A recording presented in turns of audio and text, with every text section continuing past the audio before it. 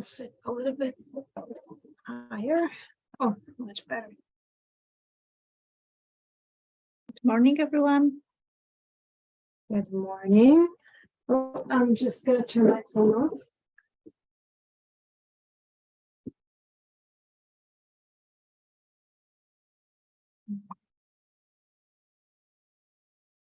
Okay, it's off. Okay. So, hi, everyone. Numbers growing for participants. I know it looks like you're alone, but you're not. We have over 150 people and still many are joining. So let's wait a few more minutes. Good morning, everyone. If you want to share with us any good morning message, maybe you want to tell us where are you from, where are you sitting right now, what country, what city, we will appreciate. You can use Q&A. And yeah, nice to see you all. A big group today. We have someone from Romania. Hello, welcome, Romania. Yeah, I can see some Hungarians, so sziasztok. Yeah, we have Vivian from Hungary and I'm based in Poland. So with Romania, we are totally international right now. Yeah. Portugal. Wow. Welcome. Also Serbia. Some names that sound Georgian. Are there any people from Georgia? We can see people from Slovakia, Lithuania. We even have one guest from Poland. Welcome, Renata. Dzień dobry. Okay. Wow, very international. Yes, and Ukraine, welcome. We are very happy to see you here. Yes, Georgia is here also. So you were right, Georgia is here. Yeah, even Albania. Hi guys. Czech Republic, Brazil. Wow. Excellent. Okay. So yeah, we have many people from all around the world, it looks like. So welcome everybody. So this is Vivian and my partner here is Paula. And together we're going to show you how to combine two very powerful databases for effective search for scientific literature. That's going to be our main topic. And thanks for being here and thank you for attending today's webinar. So let's get started, and as people join, they will just take it up from there. I'm going to go ahead and share my slides with you. And just give me 1 minute. I hope everyone can see this. Just anytime you experience some technical difficulties and you can't hear us or our screens don't switch, then please let us know in Q&A, okay? That's our main communication channel. Okay, so before we go on, just please note that this recording, this session is being recorded, and the recording will be available to you in the Researcher Academy, to which we will provide you a link, of course, to your registered email address. And as we go along, you may have some questions popping up in your heads. Collect them and send them to us via the Q&A button on the bottom of the screen. This is how we can communicate, and that's how we will see if you have any questions regarding the content. Okay, we'll be very happy to answer your questions. And once you complete this training with us, you will be entitled to a link to download your certificate. Okay, all you need to do is just fill out a quick survey, okay, which is actually something that really helps us for future webinars. Okay, so a few things that I'd like you to be aware of are listed on the agenda. For today's session, we're going to cover ScienceDirect and Scopus as a platform for finding literature for your research by first checking out some basic, interesting facts about these databases. And then we'll see how we conduct searches using special strategies for our purposes with both databases. Finally, we'll show you how this all works on a live platform, and that's going to be done by Paula. And in the end, we'll just share some useful links with you and resources after answering your questions. Okay, so first let's talk about Scopus and see what this database can be good for when checking out literature in scientific publications. So Scopus is a source-neutral abstract and citation database curated by independent subject matter experts. It uniquely combines a comprehensive, curated abstract and citation database with enriched data and linked scholarly content. And you can quickly find relevant and trusted research, identify experts, access reliable data, metrics, and analytical tools for confident research strategy decisions. All this on one single database with one subscription. So there are over 90 million items in this huge database, and we are adding about over 12,000 articles per day to it. And as you can see, we have more than 70 million author profiles, and those are curated author profiles. And we also have institutional and affiliation profiles. So you can tell what's happening at any institution, academic, nonprofit, or any other kind of organization that's profiled in Scopus. A little bit more details on what Scopus has to offer. Well, its content is from all over the world. It's more than 7,000 publishers from 105 different countries. And here's just a kind of breakdown. And of course, we have journal articles, and then we have index references and conference proceedings, if there's a product attached to conference proceedings. The content is mainly in engineering, computer sciences, but also in other fields. And we have all those books and book series, so roughly 2.5 million book items. And then we also have patents, and all these items come from various publishers.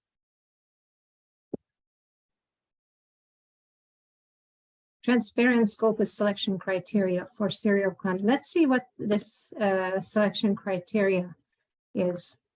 Okay, so we don't sacrifice quality for quantity, and we have really strict inclusion criteria for journals that are indexed in Scopus. And every year, we get a request for about 3,500 new titles to be added to Scopus. And out of those 3,500 items, only about 40% meet our minimum Scopus criteria. And information on this can be found on the website, so you can find it on the Elsevier website if you're interested. Now, we have something called the Content Selection Advisory Board, and that's comprised of researchers and scholars and librarians from all over the world. These people are subject matter experts, and they meet twice a year, and they review every title before it gets included in Scopus.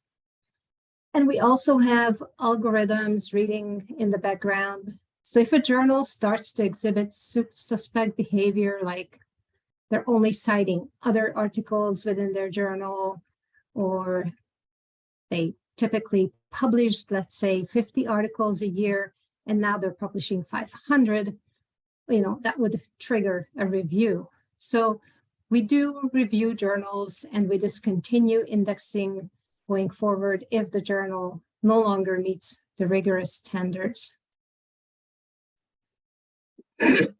Sorry. Okay. The quality and coverage of our data set is governed by the Independent Content Selection and Advisory Board, like I said.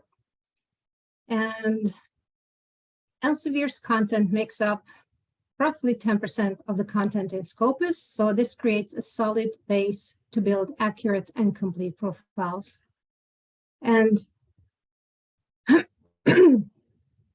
so the Content Advisory Board reviews 3,500 titles per year, and so less than half, not even 40% meet the Scopus minimum criteria, okay? This ensures quality content on Scopus. And everything in Scopus, all the content are related and they can be connected to one another, okay? So as you see with over the 90 million articles that are indexed in Scopus can be linked in one way or another to the authors and also to the organization or institution under whose name the author has published these works. You can also find funding. You can see who has funded, which institutions receive funding for specific research topics or research areas. Okay, so let's say a few words on author and institution profiles on Scopus. For researchers, profiles are an opportunity to showcase their work to research staff, funders, and even other researchers. So, for example, you can use your author profile for hiring, for getting promoted, to attract funding, or even to find collaborators for your research. And they also come useful for evaluation of researchers by these research staff, funders, and fellow researchers.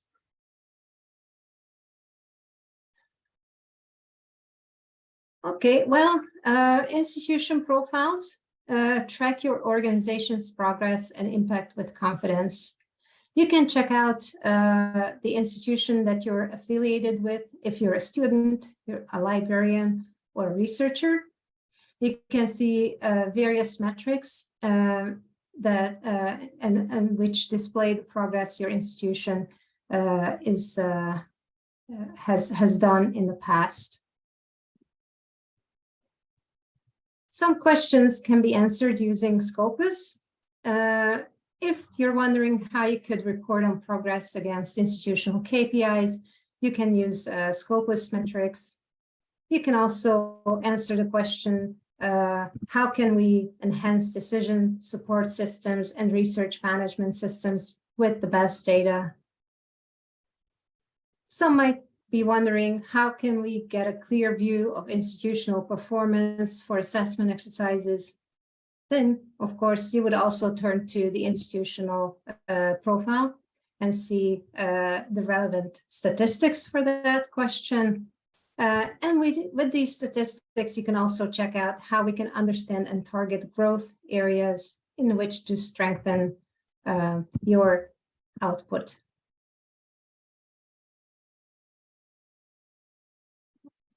Okay. So, so far, I only mentioned Scopus and all these main features that were related to Scopus. But let's not forget that our session today is also about ScienceDirect. So let's see what this database is all about and how these two can complement each other. Well, ScienceDirect is the largest scientific journal and book platform that contains about a quarter of the world's scientific research. Just imagine that.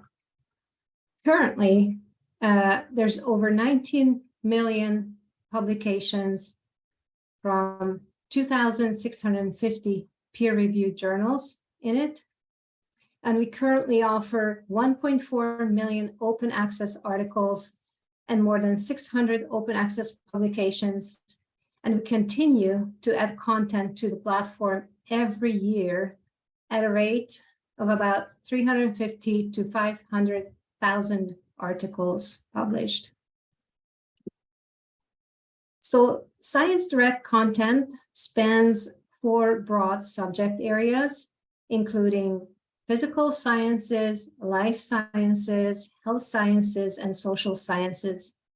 And these subject areas can be further categorized into specific content domains.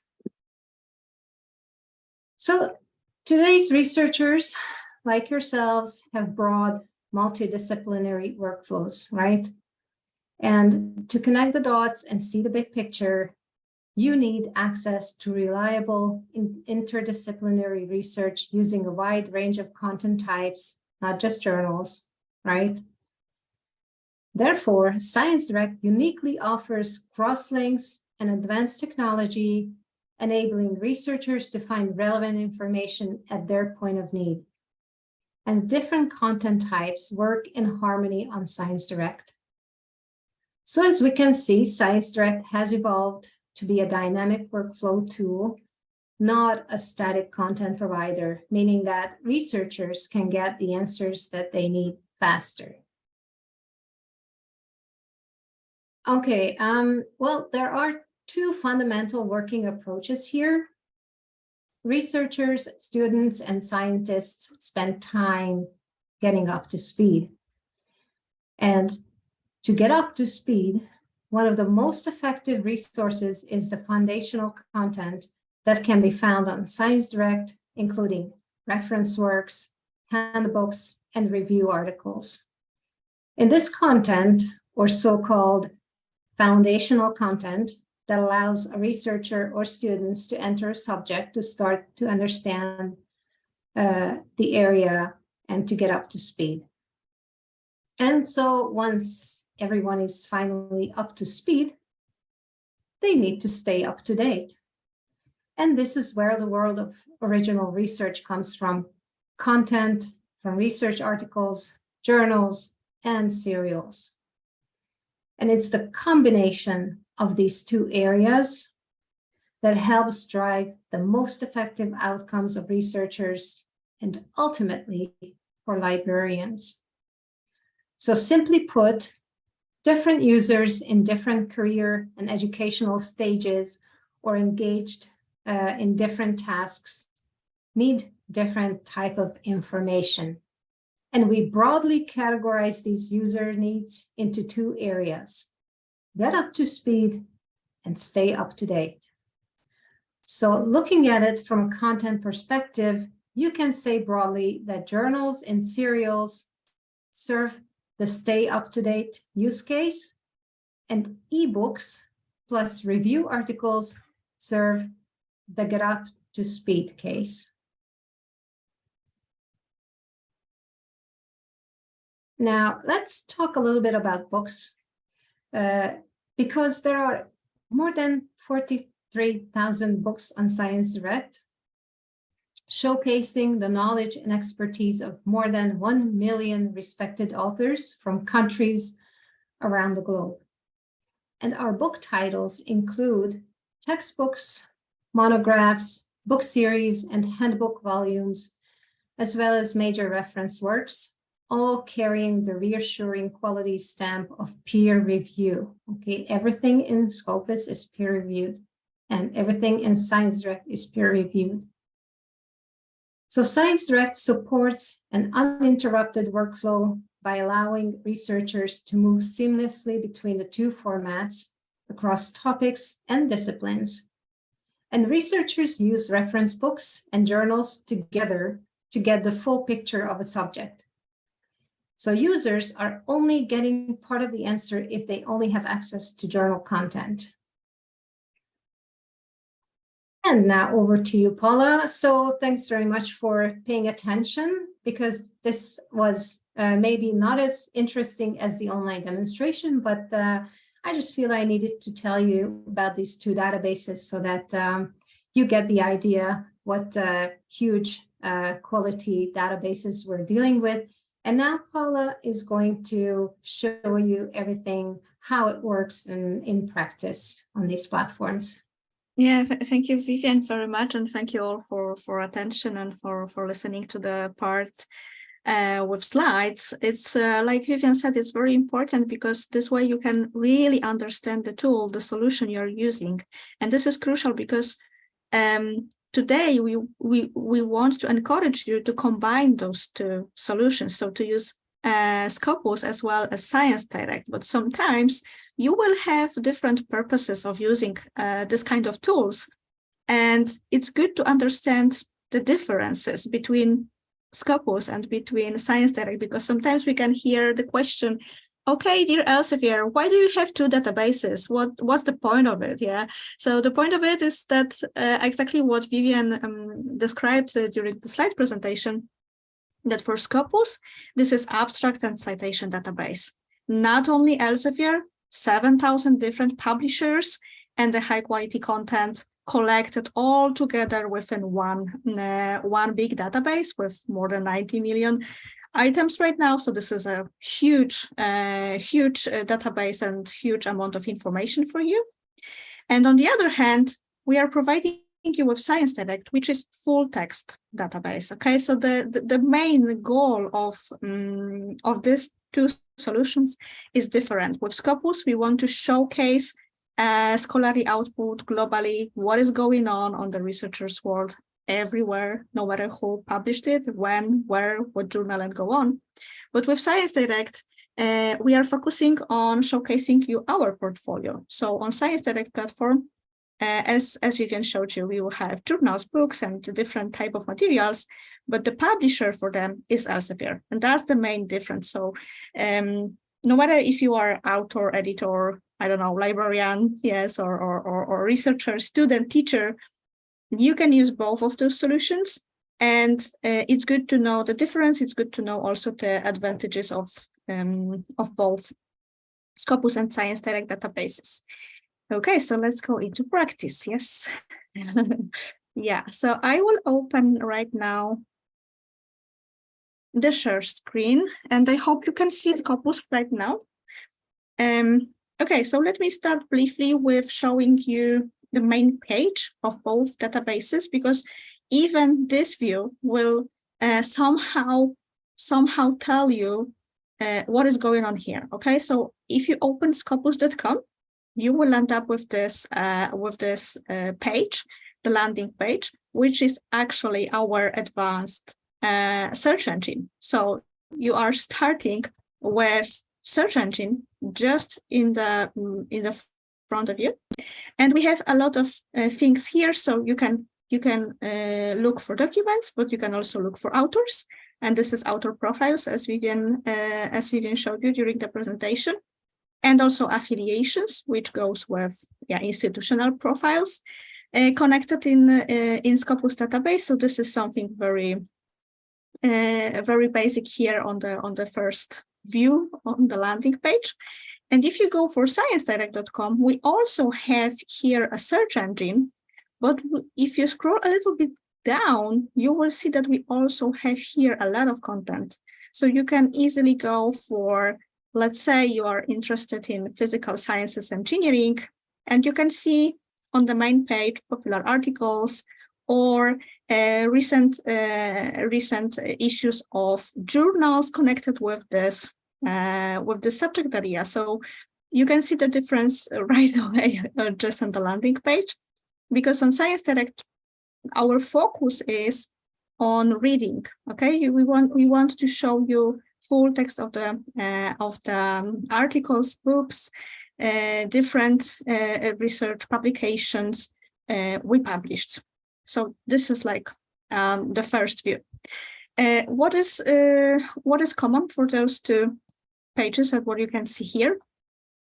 On the right top corner, you have, I'm already logged in.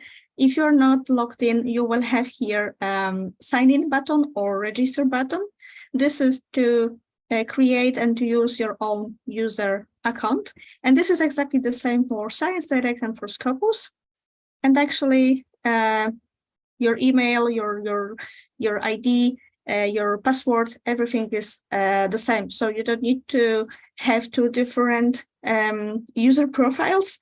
It's good to register in one solution, and then you can use the same email, the same password in all Elsevier solutions like Scopus, ScienceDirect, Mendeley, anything other what you're using like Clinical Key or something else. Okay, so this is it. This is the landing page and the information about your account. The other common thing is here the question mark. So with question mark on Scopus and on ScienceDirect as well, you will find support, which is very good for you to know, because first of all, there are tutorials, educational materials, so you can go to ScienceDirect Support Center or Scopus Support Center just to learn more how to use the solution. But also you can contact us here if you have any technical issues, if you want to send feedback, if you want to request any corrections, changes, and go on. Both solutions have exactly the same, so you can go and check it. And also, maybe it's called a little bit different, because here we have sources. You can see it here. And on ScienceDirect, we have journals and books. But this will allow you to browse content on the general level. So you will, if you click here, you will find out about every journal and every book that is here for you in full text on ScienceDirect platform. And here with sources, you will end up with the browser, which will allow you to search within all indexed sources. So all the journals that were verified with this evaluation, and they met the rigorous criteria of Scopus. So some similarities here, but even if you take a brief look at the search engine, you can already see that basic search, this is basic search, on Scopus is quite more advanced than basic search on ScienceDirect, because this is abstract and citation database, and we have much more information here, and you can have much more ideas on how to use Scopus in your work. Okay, today we are discussing searching for the literature. But of course, you can go and search for experts, check what is your favorite university doing right now, and find top authors from your discipline and go on. You can also think with Scopus about impact and checking citations, doing analysis, reports, and go on. So that's why Scopus will give you more advanced search engines. With ScienceDirect, we want to keep it simple, and we want to make the search very easy and very seamless for you. So less clicks from starting point to reading the full text, downloading PDF if you need it, and that's it. Okay, so I think that's enough of opening, let's say, introduction. And yeah, let me go first with sources, because I think this is a good starting point, okay, for all of you. Because first of all, we want to know what is the content of the database, because if I want to search within it, it's good to know, okay, what can I expect from it? And what can I expect? Yeah, you need to just know what kind of sources we have. So if you are, for example, a researcher looking for the journals connected with your discipline, it's a very good starting point. It's also a good starting point if you want to check a journal, you know the title, and you want to learn more about this journal. You want to, first of all, check if this is indexed in Scopus database. Maybe you would like to have additional information with metrics like site score metric or something else. It's also available here. So yeah, you can go with title, just put the title in here and check all information. You can also check publisher or search for journal by ISSN number. But for today, I will go with subject area. Okay, so with subject area. And yes, let me check. Okay, so yeah, I think you can still see Scopus for. Yeah, I think so. Okay, so for last week, I don't know if you heard the big news, but the World Health Organization director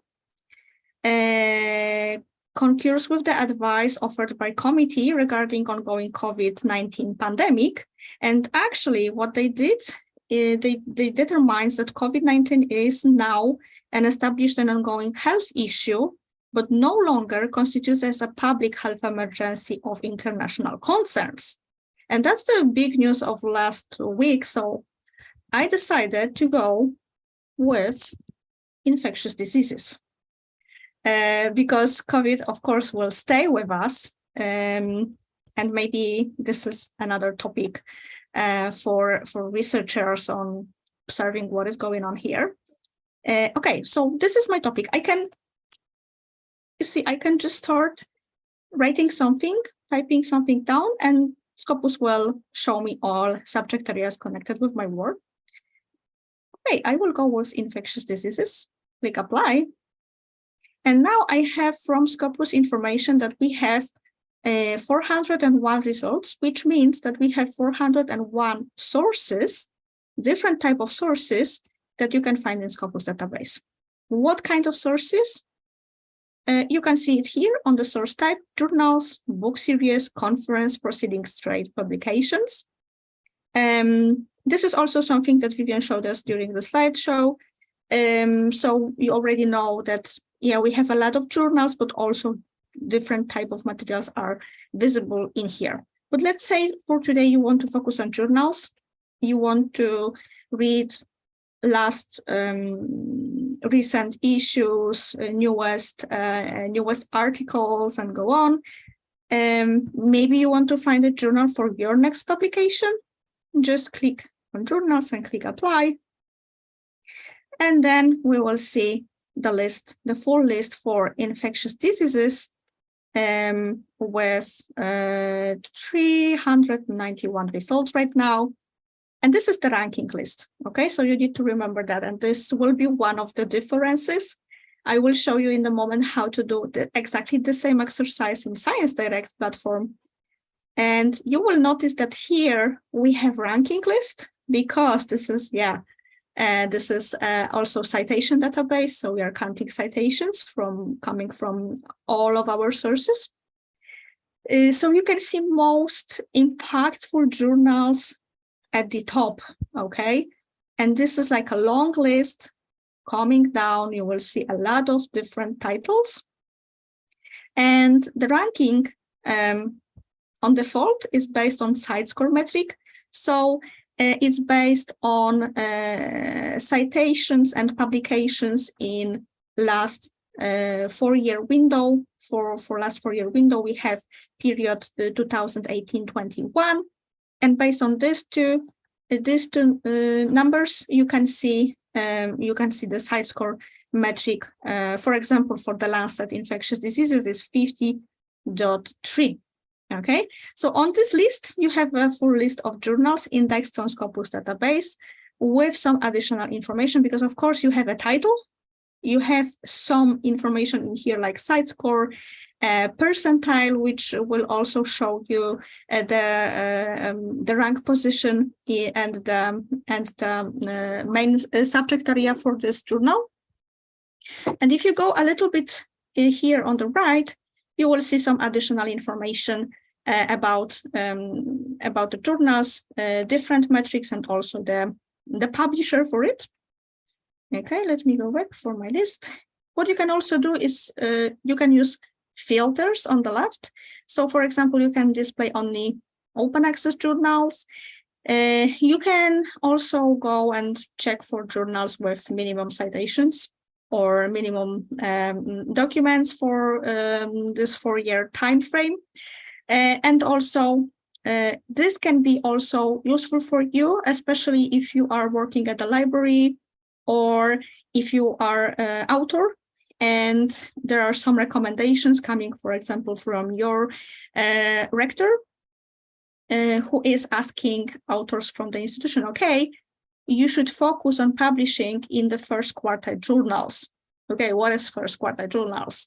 If it's based on CiteScore and based on Scopus database, just click here, apply, and that's it. And you will end up with the 107 results, top 25% of the journals based on CiteScore. In this subject area, we already have here, so infectious diseases. Okay, so from this list, you can see a lot of information already here, but you can also click on the title, and let me open Journal of Infection, for example, for today. And from here, you will have more information about the journal itself. So for example, we have ISSN numbers, we have publisher. Also, we have the coverage in the history. So this journal is being indexed starting with 1979 and still ongoing. And we have some more information about the metrics. If you're interested in those, you can just go here. You can also view all documents. This will open the result list with all documents coming from this journal. But also you can click here, source homepage, okay? And for source homepage, this will open you in a new window, the publisher side. Let me click on it just to show you, okay? This is Elsevier journal, so we have clear connection between Scopus and ScienceDirect because we opened the journal page, which is on ScienceDirect platform. Let me go back to Scopus for a moment because I wanted also to show you this. So if you click view all documents, you will see all papers published within this journal title. Of course, for the time frame, you saw for Scopus coverage, so 1979, as I remember, till now. And for this period of time, they have published, wow, more than 7,700 documents. And this is all of it in here. And once again, because this is a citation database, you can once again decide, okay, I want to have a ranking list of those articles, sort by cited by highest, and now I can see most cited papers on the top of it. And okay, we started today with information about COVID-19, and I started with infectious diseases connected with this topic. So what you can see here, of course, this is like a hot topic of last 4 years, I believe, in medicine, and not only medicine, because if you start with COVID-19, you will realize that researchers from all different disciplines and subject areas, they were very interested in impact of COVID-19, for example, in economical, also for educational and go on. So it's a lot of materials. And from here, what we can see is a big list and the filters on the left. And you can, of course, use filters. But what to remember, starting with any kind of result page on Scopus database, we did like a very simple thing. We opened documents for one journal only. Okay, we can go further. We can do something about our search, be more specific about it. For example, find only COVID-19 papers within this journal title. But we need to remember that this is abstract database, okay? So what we will have in the results? We will have bibliographic information and citation information, and that's it. So please remember that in Scopus, you will not be able to read the text it on, okay? So to read the text, you need to go for a publisher site, and Scopus will always show you the link to the place on the internet where the full text is available.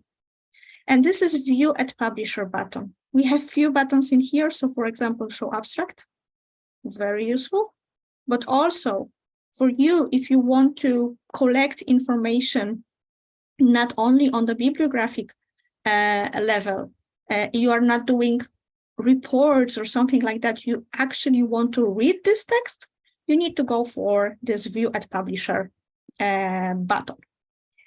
Okay, let me go a little step back because I would like to show you the same part I already did with ScienceDirect platform, okay? Not to do too many things. Then I will go back here to show you further few additional things. But first, let me go for ScienceDirect platform and use a similar functionality, which is journals and books, okay? So if you click here, we have a list, the full list of all sources that you can find on ScienceDirect platform.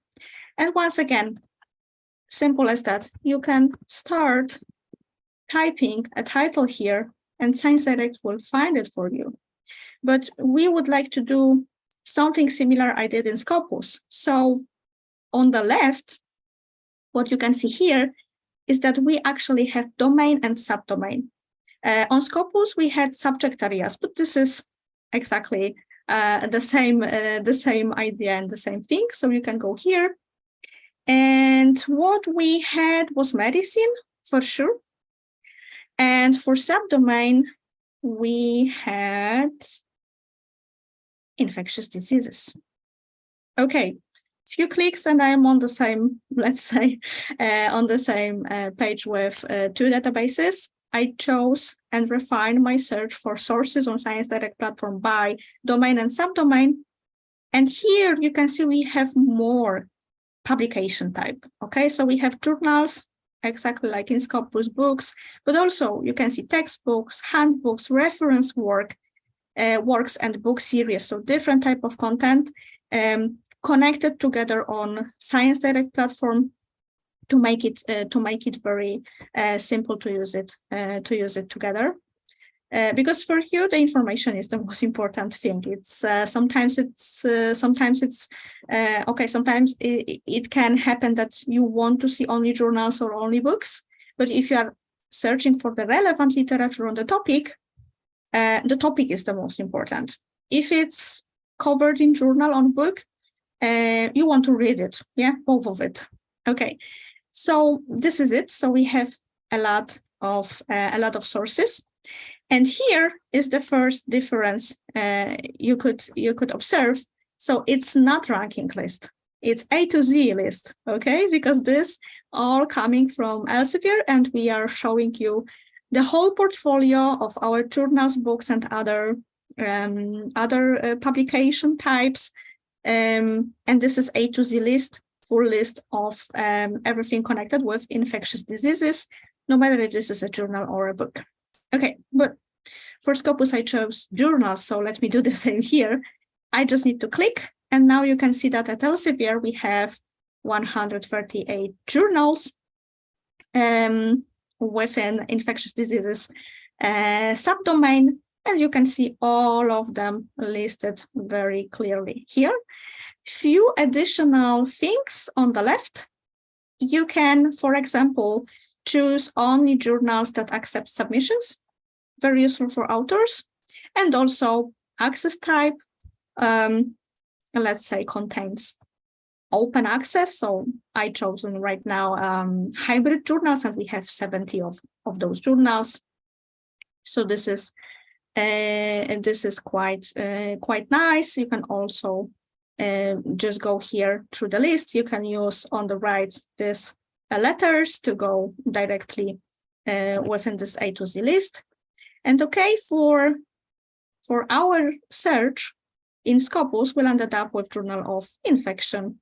And if I click on the title, I will end up on the page you already saw, because this is actually the page we opened from Scopus. We were redirected here. So here you have more information about the journal, okay? On Scopus, on the journal page, we had only a few informations, like a basic information relevant for abstract and citation database. So basic information about the journal metrics, and buttons that will allow you to work with the content from this. But on the ScienceDirect platform, on the other hand, you have the full information about the journal, okay? Because this is a full text platform, and also this is a publisher site. So here you will find the full text content. First of all, it will not be only the list of articles, but actually you will be able to open each article in full text. Of course, if you have license to ScienceDirect platform and to use this journal. And all additional information. So for example, all issues, latest issue, articles in press, anything you want to browse is here, but you have this button about, and here you can learn more about aims and scope, learn more about editorial board, everything is listed here, abstracting, indexing, everything. You have publish options, because I already told you that, okay, you can be an author. And yeah, you can use Scopus to identify right journal for your next article. But then if this is an Elsevier journal, it's a great idea to go for ScienceDirect platform and learn more, submit your article, read the guide for authors, and be familiarized with open access options and go on. And if you scroll a little bit down, you will have even more information. And of course, articles. You can see here, view PDF button. So that shows you that, yeah, you can actually read the full content of this article. Within this journal, we have hybrid journal with open access options. So some of articles are in open access model, free, available for anyone, even if you don't have a subscription for ScienceDirect platform. You can go for articles in press, so the latest articles. But also here, we have top cited. And if you click here, you can see that this is most cited articles from last 3 years. And the source of the citation is Scopus. So this is another link between those two databases. We are connecting them together for this kind of things, like more information about the journal connected with Scopus database will show you, for example, most cited articles. You can go for most downloaded, most popular, and go on. It's always up to you. And if there are anything like special issues, you can also find it here. And partner journals, related journals. So ScienceDirect will always show you a little more about the content that could be also relevant for you. Okay, let me go back. So I hope you understand the difference between journal page on Scopus and ScienceDirect, and what is the purpose of those two platforms in this area. Okay, let me go back to our document list. Okay, it's opening. So still we have a result list coming from our search within one journal. You can see it here. Source ID is the ID for the journal from Scopus database. We have this more than 7,000 papers here listed. And yeah, let me once again sort them by cited by highest. Okay. From this list, you can see basic information. You can open abstract, or you can open the article page. You have authors, you have date of the publication, journal, and citations. If you click on the title, last time I told you about view at publisher button, but also you can click on the title. So let's see what is the difference between those two. Okay, so if I click here, risk factors, let me open this in the new tab. And what will happen if I click here, view at publisher? Okay, it's opening. So this is article page in Scopus database with more information about this document. And when I click to view at publisher, I have the full text on ScienceDirect.com.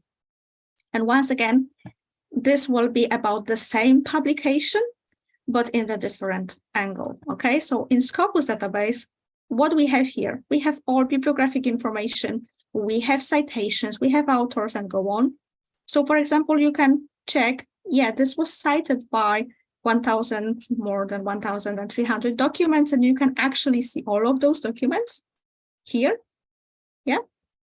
View all of citing documents. You have affiliation, you have some metrics, you have abstract, keywords, and references, okay? And basically that's it. So you don't have a full text here, but you have all information about this publication. And also because this is citation database and this is Scopus, it's super important to understand that you have additional information here because, okay, this is just an article in the journal. We already know that this is a great quality journal. It was in the top 25% of best journals, the first quartile for the discipline. But what about this article? Okay, let us check. So it has a lot of citations. We can check all of those citations. But is this a big number of citations or not? This is something that you need to understand. And Scopus is showing you percentile for that. So it means that this article is in 1% best articles based on Scopus data within this discipline. And it has very high field-weighted citation impact. If you don't know what is field-weighted citation impact, just click here and you will have a short explanation that will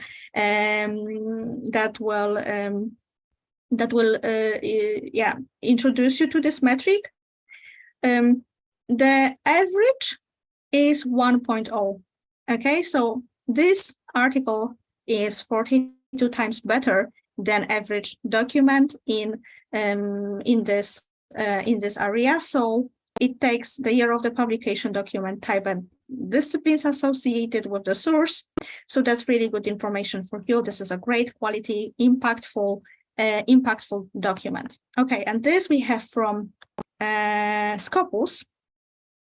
What we have more on ScienceDirect is, of course, the full text. Yeah, so we can actually go and read the full text of the article. It's not only abstract, it's everything here with tables and go on. So this is for your reading experience. ScienceDirect will show you also recommended articles and this kind of things. What is similar from Scopus, of course, abstract, keywords, and references at the end. Yeah, that's for sure. You will always find references. What's more, in the text, if you're here on ScienceDirect platform reading this text, you can actually see that some words are hyperlinked. Let me click one of it just to show you what it does. Okay, so I clicked for hypoxia. I don't know if I pronounce it correctly. And this is topic page for you. So ScienceDirect is showing you the full text. You can read it, but also this platform is connecting the whole content of books and journals together, so you can find more information relevant for you on the topic that is of your interest right now. And if you open this kind of topic page, first of all, you have a simple definition at the top. You have related terms on the right, which can be very useful for your next search.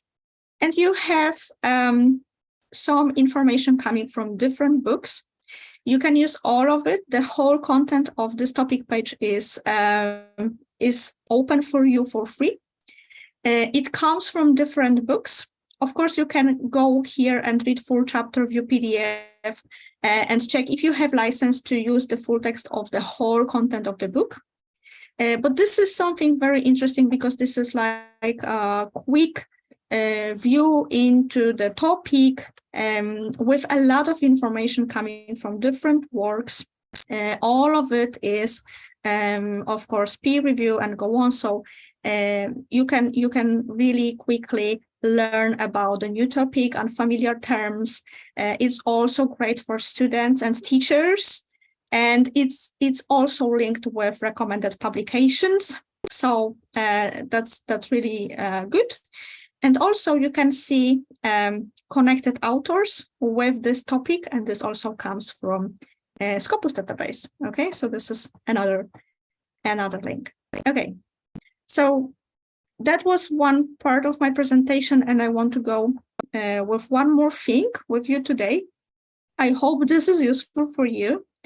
And let me go back to Scopus, because from this list, maybe I will show you from any kind of search. Okay, so let's go to search. What you can do from here at this search engine, you can put any kind of keywords, any kind of author, journal, source. You have a lot of fields that you can use. For searching for the relevant literature on the topic, it's a good idea to start with article, title, abstract, keyword field, but it's always up to you. And Scopus will allow you to combine a lot of different ideas you can have for your keywords into one search query. You can do it like I did it. So I have two different fields connected with, and you can use any other Boolean operator for it. So for example, let me go with COVID-19 and risk factor. Okay, maybe I will start without quotation mark to show you why it's worth to use it. Let me click search. Okay, so what happened here? I landed up with 46,000 of documents, and what Scopus actually did is listed in here. So for title, abstract, keyword, you can see that risk factor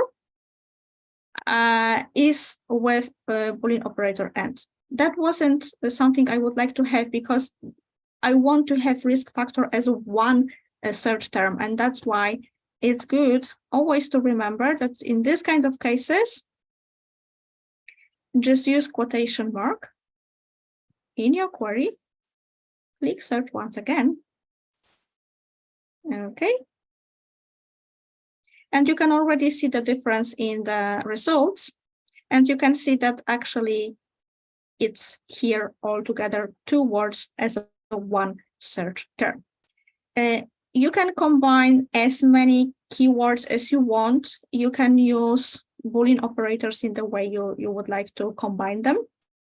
And each time you land up with a lot of documents on the search results, please remember that on the left-hand side, you have a lot of filters, okay? So for example, you can choose open access, you can choose the range for year of the publication, you can even check the author's affiliation if you want to, for example, know, okay, what is Harvard Medical School authors, what have they published about this topic? You can go by source. We already did it today. So from here also you can see sources and how many articles were published. Publication stage with final article in press, subject area, very useful, especially if your search query is a little bit, a term that can be used in different disciplines. That's good to eliminate something, or choose one or two you want to focus on.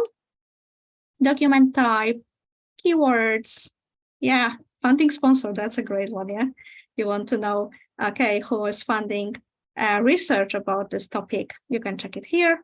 And country, territory, source type, mostly journals, we can see here, and language, English, of course, always on the first position. So please remember to use filters. This is very useful. Let me use one just to show you, okay, how it looks. I need to check this box, and then what I want to do with it. Do I want to exclude medicine, or do I want to limit my search to medicine? It will always be listed here, what you did. And of course, we have less results right now. Okay, let me go for ScienceDirect and do exactly the same. Okay, so we had risk factor. And you can see I'm doing exactly the same, okay? I'm just typing it manually. And I started from basic search here. And you already can find more than 33,000 results. What is here? This is very important. For Scopus, we are searching within abstract database, but this is full text database. So please remember that if you're using find articles within these terms, ScienceDirect will search everywhere in bibliographic data, in abstract, but also in the full text content. Okay, so sometimes it's also a good idea to go for advanced search. And in this kind of searches, you can take it out from here and do in the search in the title, abstract, or keywords. And if I click here, you will see the, you will see the less results we landed up with, okay? And also here you have some filters, not so many as in Scopus database, but you can also refine by years, article type, publication title, so this would be sources, subject areas as well. So let me go with medicine only, and that's it. Okay, so what else is good from here? Let me open any article. If you click on the author on ScienceDirect platform, on the right side, you will find more information about this person. And from here, you can also click View in Scopus, and that's another link between those two databases. So this way you can open author profile. Vivian introduced us to author profiles before, so you can see, oh, this is some starting, let's say, author with one document, but yeah. And also from here, you can go to this person portfolio, but also you can go to, for example, University of Rochester Medical Center, which was the affiliation of this person, and see the full institutional profile as well. Okay, I think I talked a lot today, and I hope you saw some useful information coming from Scopus and from also Scopus. And I have a question from Ashot. What is COPAC? Okay, so actually our accounts in Scopus are, let's say, demo and test accounts. So sometimes you can see on our presentations different things. I don't think you can see COPAC on your own Scopus, so don't worry about it. I don't actually know exactly what does it do. Maybe it's some link resolver or something they are testing right now. And let me go. Okay, we have one more question coming from Natalia. Who are eligible for the ScienceDirect subscription? Okay, so the best thing you can do, Natalia, is to ask your university library or your institution library, because normally the librarians are people who are responsible for licensing this kind of e-resources platforms like ScienceDirect. So one more thing, maybe on the right top, you have this icon of this institution icon, let's say. If you click here and you see here your institutional name, it means that you have access, okay? It goes with Scopus and with ScienceDirect. So within IP of your institution, you should always see the name of your institution in here if you have license and if your institution has license to Scopus and ScienceDirect platform. If not, please ask your librarians if you have subscription, what kind of subscription, and how you can also use it from home, because many institutions, I would say all of it right now, or most of it, have some options also to use outside of IP range from the campus, so you could also use it in home. I hope that answers your question. Okay, maybe I will stop sharing and check, because we have another question.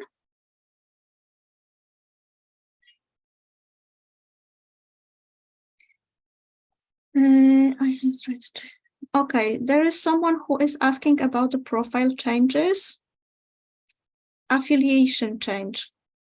Okay.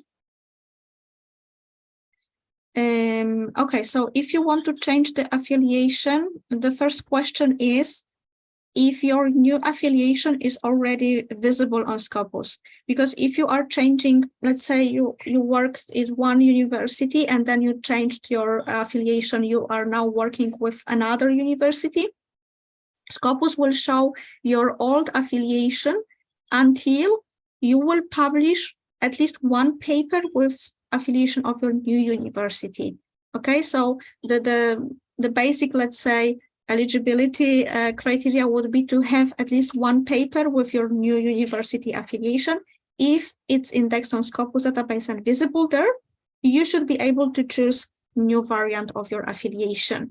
If this is not the case, go back to Scopus support and just remind them about your question.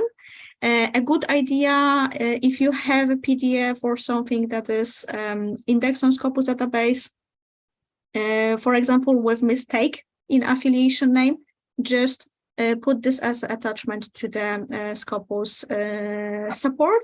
And if you will end up with the point that you don't know what to do next, just contact Vivian or me, and we will try to help you somehow. Okay. Let me just quickly pop please. in here and just show you guys the author feedback wizard, where you can actually request some changes to your own author profile, or you can request changes on behalf of somebody else. Okay, so this is a very useful tool if you don't want to wait for days for Scopus support to get back to you. All you have to do is just fill in this form. That's the link. Okay, you can get to it from Scopus, scopus.com/feedback/author. And this is where you find this tool. So this is where you can actually do changes to your author profile. Okay, sorry about interrupting. Back to you, Paula.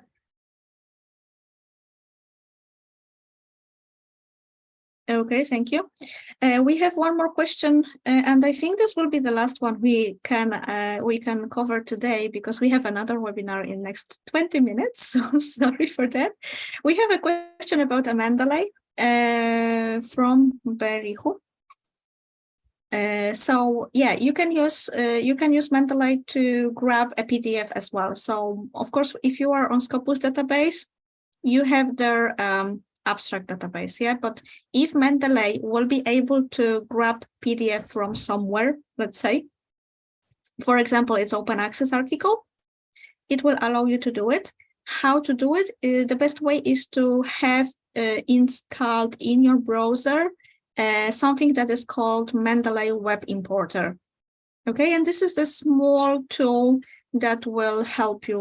Let me quickly check if I can show you that as a quick presentation. Okay. Yeah, let me share my screen once again with you guys.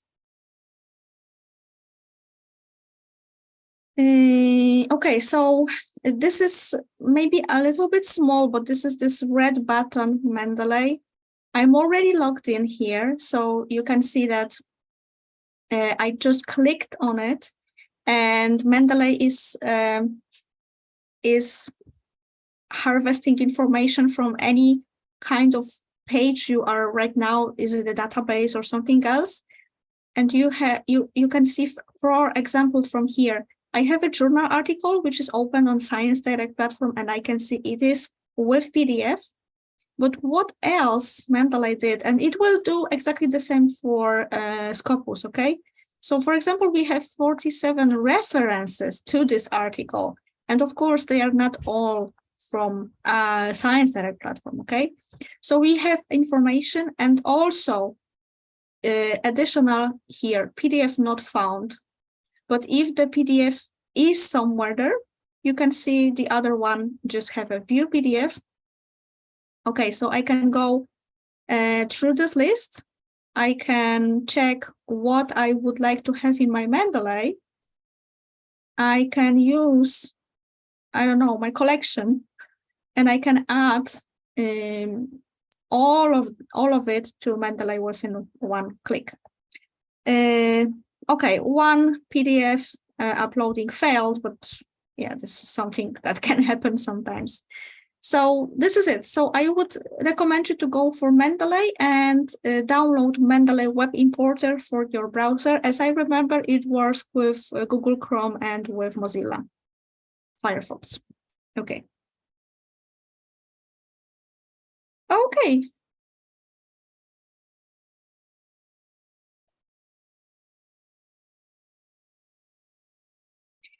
So let me check maybe.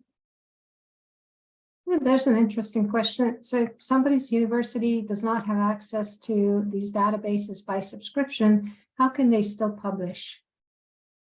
Well, okay, so ScienceDirect.com is basically open platform. So you can always go there, check our journals, check information about the journal, and to read the whole open access content, which is a lot because last year we published, as I remember, more than 120,000 open access articles. So even if you don't have subscription to a licensed content on ScienceDirect.com, you can actually find something interesting and read it. And also you can go through journal pages to learn more about the journal itself and to use the publish button and submit your paper button.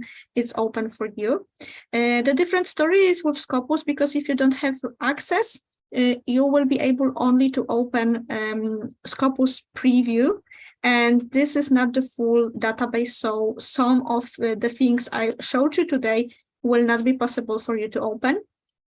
In these cases, and if you would like to have Scopus database, once again, I advise you to go to the library and ask them about subscription. You can also discuss it with the management of the university. Just give them feedback that you saw this kind of tool, which could be useful for you in your role for the consideration. Scopus is right now the largest abstract and indexing database in the world. And in our region, I would say that major of institutions have access to both solutions. So hopefully your institution already has this access, or maybe it's a good idea to have it in the future. Okay, thank you so much. I will stop share screening right now. So Vivian, maybe we should go to the ending slides, let's say. Yeah, let's wrap it up, okay, because we really need to go. Thank you for all your questions. So we're through with Q&A, and I would just like to bring to your attention our training hub link. Okay, this is where you can check out our upcoming webinars. Some are available in your own language, and for those of you who can't see your own flag there, you can always join the English-speaking webinars, okay? And you will be able to download your certificates for attending today's webinar here at this shortened link. This is the workshop code you can use. You can either take a screenshot right now and use it for downloading, or you will receive it from us if you entered your registered email address correctly. Okay, so we would like to thank you for participating today and being here with us. And we really hope to see you again soon. Okay, have a beautiful day. And thank you all. Goodbye. Bye, guys.